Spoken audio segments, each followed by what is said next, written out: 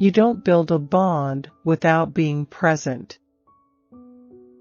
One of the hardest things in life is having words in your heart that you can't utter. More and more, when I single out the person out who inspired me most, I go back to my grandfather. When I read great literature, great drama, speeches, or sermons, I feel that the human mind has not achieved anything greater than the ability to share feelings and thoughts through language. The world is filled with violence. Because criminals carry guns, we decent law-abiding citizens should also have guns. Otherwise, they will win and the decent people will lose. Before my grandpa built his own church, we went to the neighboring town, and it was a white community. You know, up north, mostly Middle European people and Indians, Chippewa Indians. We were welcome to that church, but once we got in, they didn't know what to do with us. When you are mute, you become a good listener. It's all one way. You appreciate the written word. You appreciate the sound. Speech is a very important aspect of being human. A whisper doesn't cut it. In the wintertime, in the snow country, citrus fruit was so rare, and if you got one, it was better than ambrosia. My grandmother, though, began to prepare in her own neurotic and I think psychotic way to face racism. So she taught us to be racist, which is something I had to undo later when I got to Michigan, you know. My grandmother had the most dramatic effect on my life because she set me in one direction, and I had to go back the other direction for my sanity and for my ability to be a social human being. You weren't going to the theater to change the world, but you had a chance to affect the world, the thinking and the feelings of the world. Even during the rationing period, during World War II, we didn't have the anxiety that we'd starve because we grew our own potatoes, you know? And our own hogs, and our own cows and stuff, you know. People who lusted after Marilyn Monroe had no idea she stuttered. It is the secret of her sexiness, actually. I don't ever want to be a sentimentalist. I prefer to be a realist. I'm not a romantic, really. There is not enough magic in a bloodline to forge an instant, irrevocable bond. You sang in church, you know, and you didn't act at all. You tried not to act, you tried to tell the truth. The idea of being a troubadour on the road singing for your supper was very disturbing to him. When I was in New York after I left the army, I studied for 2 years at the American Theater Wing, studied acting, which involved dance and fencing and speech classes and history of theater, all that. We children learned responsibility automatically. The goal wasn't to be a millionaire or to be a Hollywood star. That was not the goal. The goal was something about the goal was to find the goal, but I knew where it was. The arts have always been an important ingredient to the health of a nation, but we haven't gotten there yet.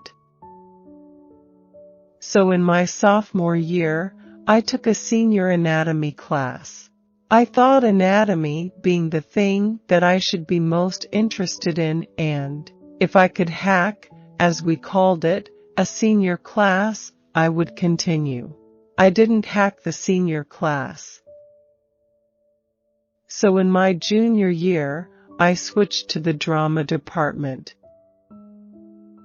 So I was determined to use my last 2 years in college doing something I thought I would enjoy, which was acting.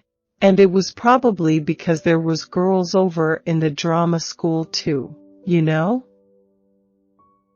So by the time I got to Michigan, I was a stutterer. I couldn't talk.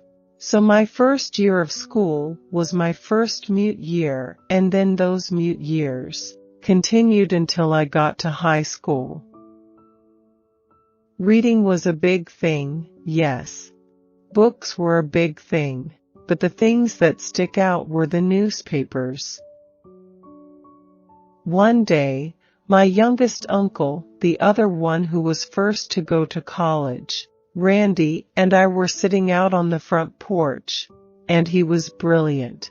He just retired from Boeing Aircraft in Wichita, Kansas. No one asked me to be an actor, so no one owed me. There was no entitlement. My youngest uncle Randy and I were the first members of our entire family to ever go to college. It has to be real.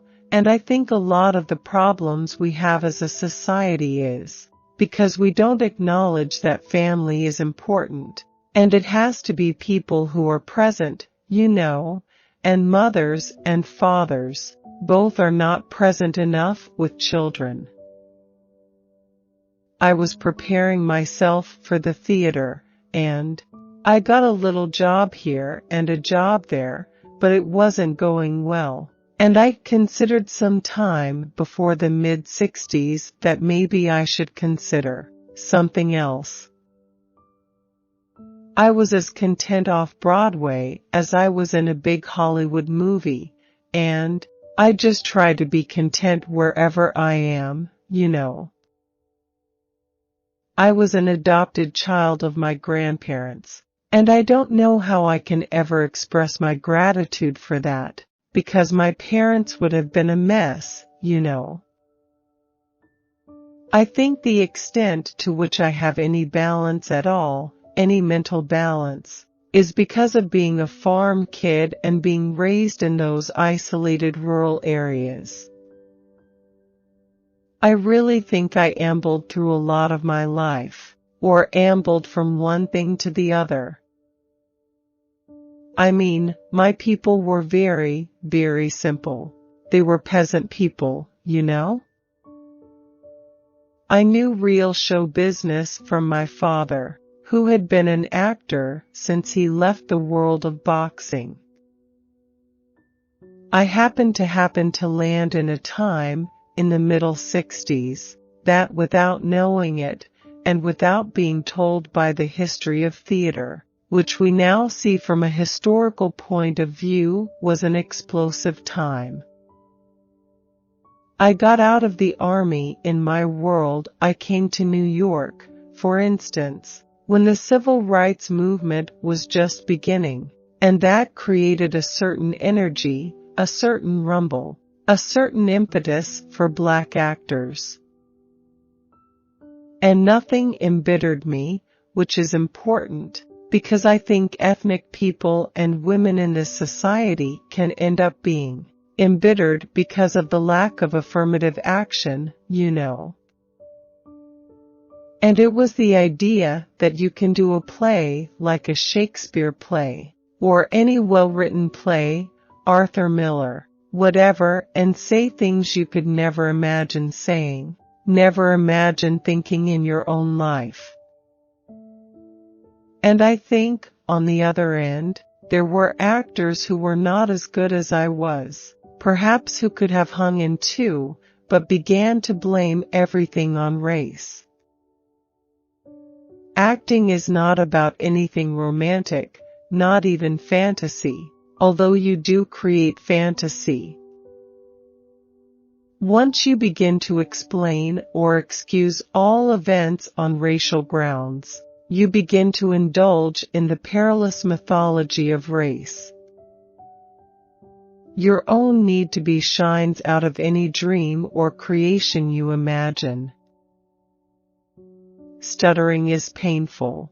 In Sunday school, I'd try to read my lessons, and the children behind me were falling on the floor with laughter.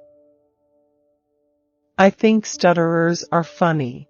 And I know it's rude and politically incorrect to laugh at stutterers. But I think it is okay because I know why they're funny. They make people nervous. People think, when on earth are they going to get the word out? So they start laughing out of their own nervousness. Denzel Washington, Sidney Poitier, Robert Redford, Tom Cruise. Those guys have well-planned careers. I'm just on a journey. Wherever I run across a job, I say, okay, I'll do that. I'd like to film a British commercial. They're better than American ones. I love doing commercials. Usually, they have enough money that they can take time and photograph it well. There haven't been enough profound things written about what being black means, and what a black character is. Nobody knows. You cannot be an actor like I am and not have been in some of the worst movies, like I have. But I stand before you deeply honored, mighty grateful, and just plain gobsmacked. I love to see actors work. I love to surf channels late at night and accidentally run into movies I hadn't seen before. It makes me very proud of the profession. I think self-criticism is sort of a given when you're an actor. It's also about being curious and not being flippant. Anyone who accepts being in this noble profession is automatically self-critical.